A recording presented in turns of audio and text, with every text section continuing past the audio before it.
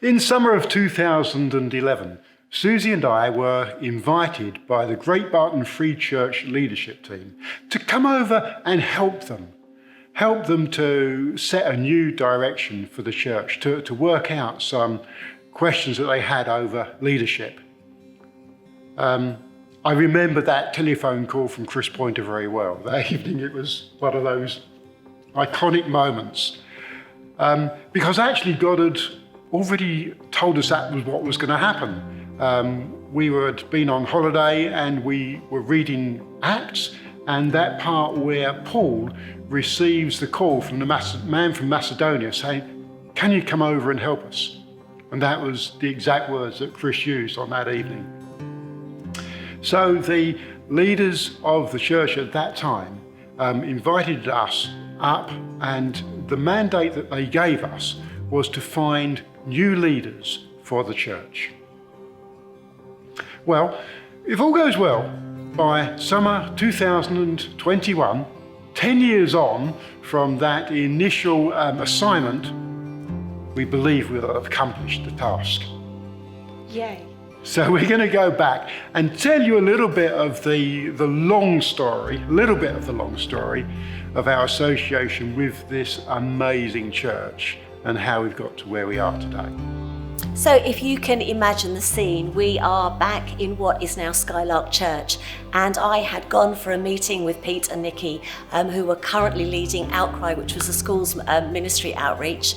And I was in the upstairs corridor, and as I walked along, I saw this young lady with this amazing curly hair, and she was asking directions of where to find something, and so I gave her the directions, and then as I began to walk away from her, I felt that God gave me a word for her. So I said, "Excuse me, would it be okay if I shared what God had just revealed to me?" And with a very enthusiastic yes, I then shared with her what God had said. A few minutes later, I then walked into the room with the meeting with Pete and Nikki. There was Mike, and there I was then introduced to Lizzie. So from that moment on, it felt that our hearts had connected. And over the ensuing months, we then met for coffee. We talked about their lives. We talked about leadership. We talked about her dreams of what church could look like. In the meantime, as directors of the network, Rick and Bev and Trevor and I and a couple of others were leading an intensive leadership forum which we called Express Purpose. And as part of that, Mike and Lizzie came onto that. And as we began to talk, we realised that they had a real dream of leading church. And so as part of that, Rick and Bev then just suggested that Mike and Lizzie move from Suffolk and then come and join us to be mentored, discipled and led by us. So they came to the Malden Church. For us, our story at Freedom Church starts over 15 years ago. For me, it all began when I was at a Christian summer camp called Living Water, and a friend of mine happened to tell me about a job going at a local church in Bury St Edmunds where they needed a youth worker. And for me, it began when my mum brought my brother and I to the church when I was just 10 years old. And that began our long journey together with Great Barton Free Church, which we now know as Freedom Church. Over the last 13 years, we have been heavily involved with Skylark International. And that journey began when Mike was a part of the Outcry band, which at the time was led by Pete and Nikki Sims, who now lead the network. Now, after a very rocky finish with the band, it was amazing how God used that and created something beautiful and new, and definitely our journey with Skylark is such testimony to God's goodness in that. Following on from Outcry, Lizzie and I both enrolled in Empower, the Ministry Leadership College, which was then run by Rick and Bev Morrill, the founders of CGI, which we now know as Skylark International. It was at this time that God birthed in us a passion for the local church and a real desire to see God's people discipled. And that passion has never left us, it's only got stronger. Yeah. After getting married, we then made the move to Malden in Essex. And that began our journey of discipleship with Trevor and Susie. So, in 2009, you as a church invited Susie and I to come up and receive a gift. And you gave us the most amazing gift that we've ever had. You gave us 2 young people that had just got married, that had both completed the CGCI Leadership College Empower, and were champing at the bit to move into church leadership. So, as a result of that, Mike and Lizzie moved to Malden as leadership interns, and they joined together with a whole group of other young people that have gone on to lead churches, to plant churches, and both within what is now the Skylark Network, and also some of them have even become ordained as Church of England ministers, which Amazing. took us by total surprise. That wasn't on our radar at all. But we had such an amazing time at CGC Malden in those days. And Mike came and he led worship. He spent some time in the office with me. I failed abysmally in my attempt to teach him how to build worship and service rosters. He's never got that one. Lizzie preached and created drama. Pause for laughter. She produced pantomime, she produced various shows, community events, and did an amazing number of different things for us. But the best of all those times were sitting around our table at home in Malden with them and a whole bunch of others, having some just amazing conversations, discussions about leadership and challenges. And there were lots of challenges, mutual challenges going on. It was such a great and fun time. And I think that has set a pattern for Mike and Lizzie, where they did learn that church leadership was more than just leading worship and preaching, but it's a whole lot more, and a whole lot more that happens around the table. We arrived in Malden full of excitement and expectancy of what God was going to do in and through us. But as with most things in life, it doesn't always pan out the way you might think it will. Yeah. Malden at first was a really tough place. There was different people, different worship styles, different types of services, different places. And our time there was such a mix of emotions. It was a bit like a roller coaster. We certainly went from just kind of, when we first got there, going, oh my goodness, like what have we done? We've left Great Barton, we've left good friends and our family behind, and we've moved to this new, strange and different place. And we just did not like it. But then it was amazing, our time there. We definitely went from that place to a place of falling deeply in love with God's church. Our time in Malden was so important and foundational to our Christian walk. We spent so much time being discipled by Trevor and Susie, along with 2 other couples who just remain really close friends now, and who also lead in their local church where they live.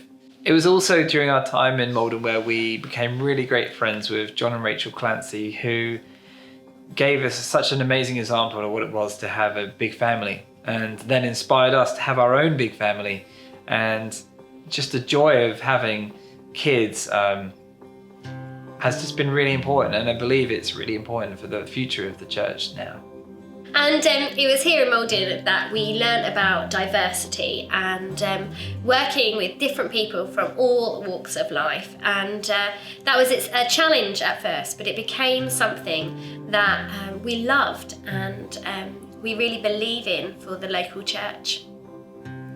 So Malden was a very steep learning curve. It was hard in so many ways, but it is something and a journey that we would never exchange, because it is here in Malden, or there in Malden, where we definitely went through the refining fire of just developing our character and allowing God to shape us and mould us into the people that He wanted us to be.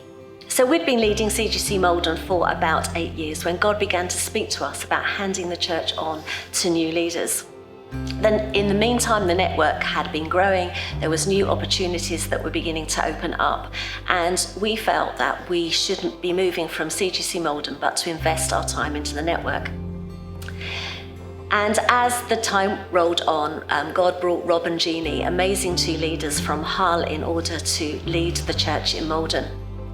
And after a discussion with Rick and Bev, we realised that God was actually beginning to say something different over our lives. And that night, I remember having a dream about actually standing almost where I'm sitting right now, preaching off the platform of this church, which was really interesting considering that we had only been here once, which was to receive Mike and Lizzie. And the dream was so vivid that I remember getting up in the morning and going straight into my study and picking up my Bible. And as I picked up my Bible and I read the passage for the day, the very first verse said this: "And God said to Abraham, leave your country, leave your people, and go to the land I will show you." So immediately I knew that we were on the move. Not knowing what that would do, but I knew that our destination was Suffolk. And for those of you that were here then, we embarked on this journey of faith, didn't we? Of not really understanding what it looked like.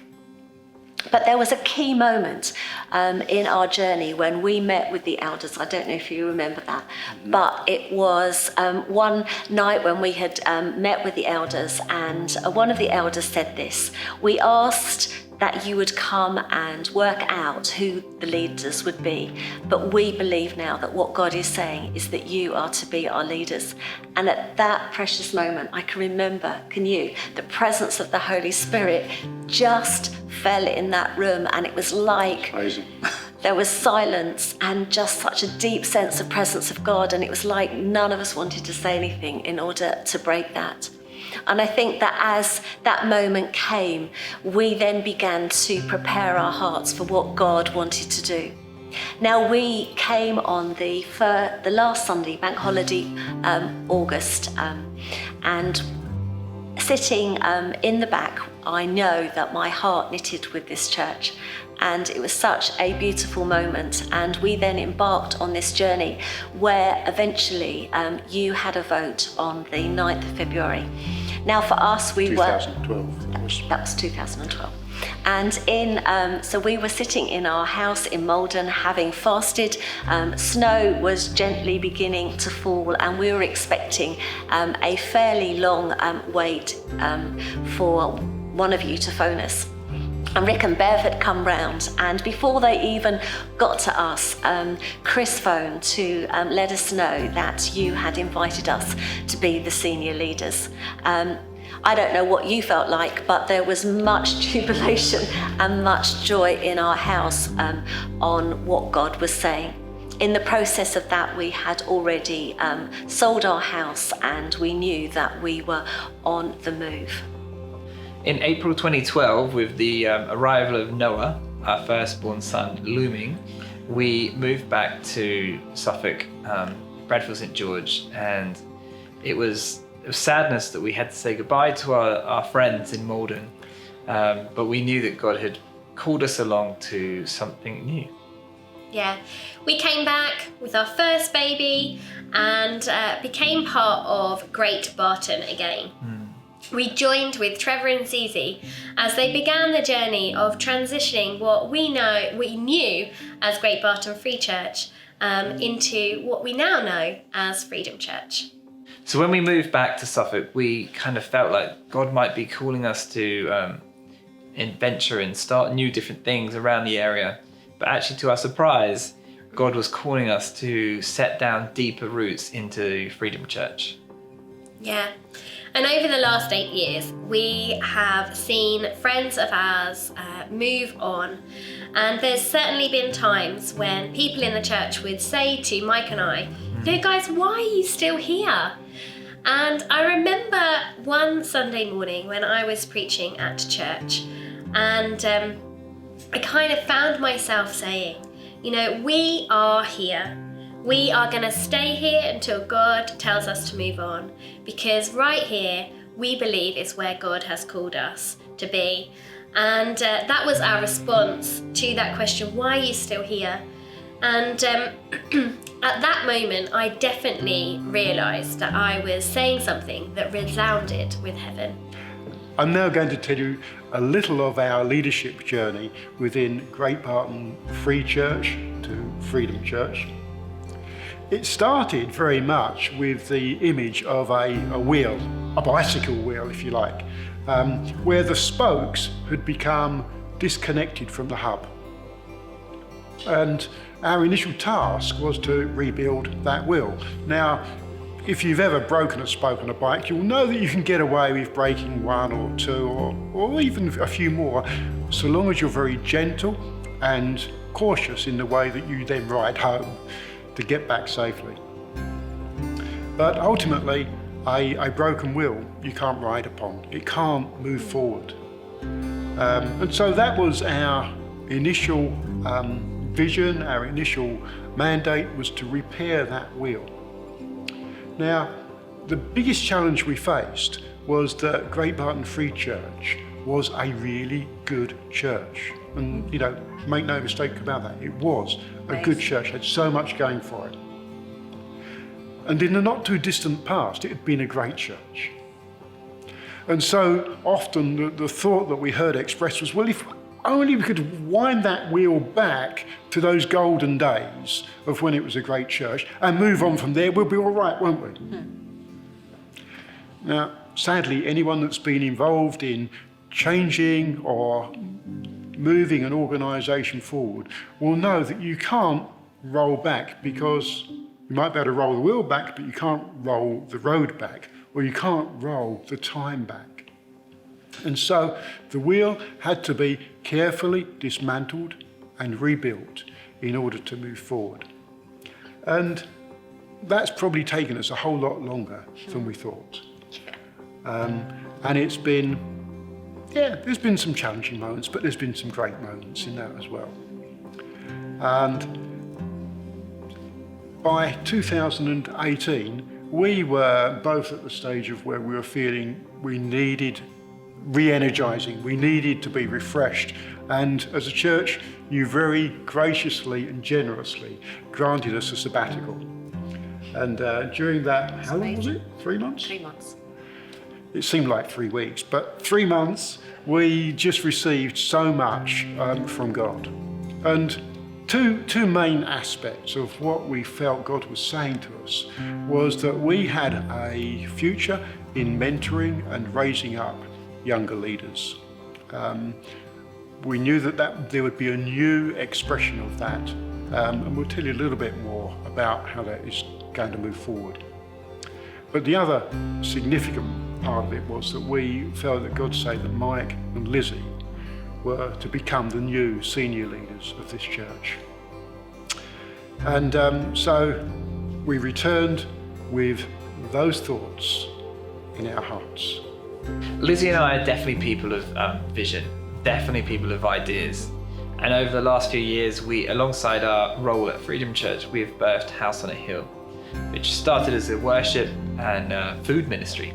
And there's a song that's been part of that ministry called Head to the Heart by United Pursuit. And there's some particular line in there that always really resonated with us, which is, more than words, more than good ideas, I found your love in the open fields. And of course, for those of you who know, House on a Hill was kind of birthed at a place of 3-acre piece of land that we used to have.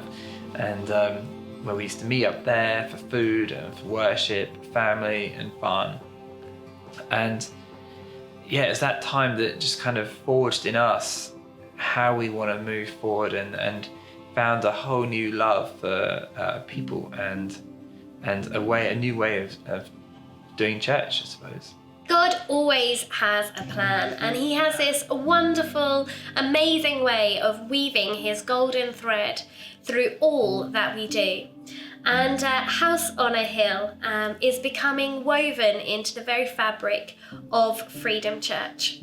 As we've danced alongside each other over the last couple of years, as Mike and I and Trevor and Susie have led together with grace and encouragement for each other, we can see how God has begun to join House on Hill and Freedom Church together as one. You know, Mike and I, we love Freedom Church. And we also love all that God has done in and through, and will continue to do through House on a Hill. When Trevor and Susie were on their sabbatical during the summer of 2018, I really felt God speak very clearly to me about taking on the leadership of Freedom Church. It's something that God had kind of long spoken to Lizzie about, and it was more of a case of the right timing for God to kind of then lay that passion into my heart as well. And it's during that time that he really started to download to me and to us really so much of the vision that we now carry in our hearts for the church, and such a love and a passion for the people in that place. So with the knowledge of where God was calling us, we decided to sell our newly renovated house in Bradford St George that we had moved into when we first came to Suffolk, and the opportunity came up that we could purchase Bella Vista, which is the bungalow next door to Freedom Church, and therein started to cement the path that God was putting us on. We are not beginning a new journey, but continuing along the journey, along the road which we have travelled thus far with Trevor and Susie. Through their love, their encouragement, their friendship, their discipleship, we have learned so much. And we are going to continue to learn much. We all have adventures awaiting us. We all have vision to follow and roads to navigate. We are all on a journey, and we believe that God is with us. And Mike and I and our family are so looking forward to journeying with you. So the transition journey started really in earnest in January, get it right, January 2020. It seems like last week. But at that time, we started to change the rhythm of Freedom Church, the way in which we met on Sundays. We had some very intentional planning and mentoring conversations with Mike and Lizzie. And then COVID disrupted everything, which in one sense has now we recognise been good, but at the time it felt really bad because it felt like it was going to slow everything down. But I suppose the good aspect of COVID has meant that we've had to change. We've had to do things differently. Indeed, the way in which we're doing church at the moment, by doing it virtually, is not the plan. That was never the intention. Our plan was always for it to be very much focused around gathering together, around eating together, around having small groups together, and of having different expressions of church at different times. So, with the break that COVID has given us, it means that the old we haven't been able to do for over a year now, which therefore gives us a clean sheet so that we can move forward with the new. So as you have heard the story, or the edited highlights of the story, and you have been able to see what Mike and Lizzie have been doing within the church, you can see that they are so equipped and ready in order to take on the senior leadership. So how we are going to work it is that it's like a picture of a relay marathon, where at this current junction we have hold of the baton, and Mike and Lizzie are coming up behind us, and they have and they're going to get hold of it, but we are going to be leading till April, and then from April into the summer we are going to be letting go more and more, and Mike and Lizzie are going to be holding it more, and then we will be letting go completely, and then they are free to run their part of the marathon, which is their honour to do so. Currently, our plan in faith is that Trevor will be releasing his salary in April, and then it's got to be worked out about what they're going to do with me, really. So I am completely. Well, it's been the challenge, isn't it? What do we do with you? But we feel really strongly that God is not moving us away, and that we are established here in Suffolk, and this is where God has placed us. So that we are going to be supporting Mike and Lizzie, cheering them on, helping them to propel their vision forward as they take on the role of senior leaders of this church. God seems to be anchoring us in Suffolk, having built some really great relationships, and also revealing to some new vision for us in order to follow. We feel that God is not retiring us. So, sorry, Trevor. But what he's doing is that he's bringing together all the bits of our leadership that has happened over the years, and bringing it into almost a place of fulfillment. We have been asked by Pete and Nikki, who are the senior leaders of Skylark International, if we would facilitate their DNA course, which is helping to mentor and disciple some of the young leaders that have now joined the network. Trevor is also a director for Skylark Network, and also you've just become a director for Cherish UK. Over this lockdown period, our connection with Albania has not diminished. It's actually increased, and we have been having some amazing times of leadership and training and input into the charity and the church, and wider into Albania as well, which has been a real privilege, and we see that that is only going to be propelled forward. We have been developing a group of amazing leaders both here and also in Albania, which have gathered in a forum called Legacy Leadership, and that has involved some online teaching and some mentoring, which we have had the privilege of doing, and we see that that is only going to be propelled forward. On the other side, we also have our land, and currently we are waiting planning permission in order to develop some of the outbuildings, and part of the vision that God has given us is to develop a barn which we are going to call Legacy Barn, which will enable leaders to come and dream and be re-envisioned and refreshed for their journey forward. So that is what's happening to us, but we really feel that God has settled us here, and we are just waiting to see what God will do. It's going to be such an exciting, daunting, wonderful year ahead.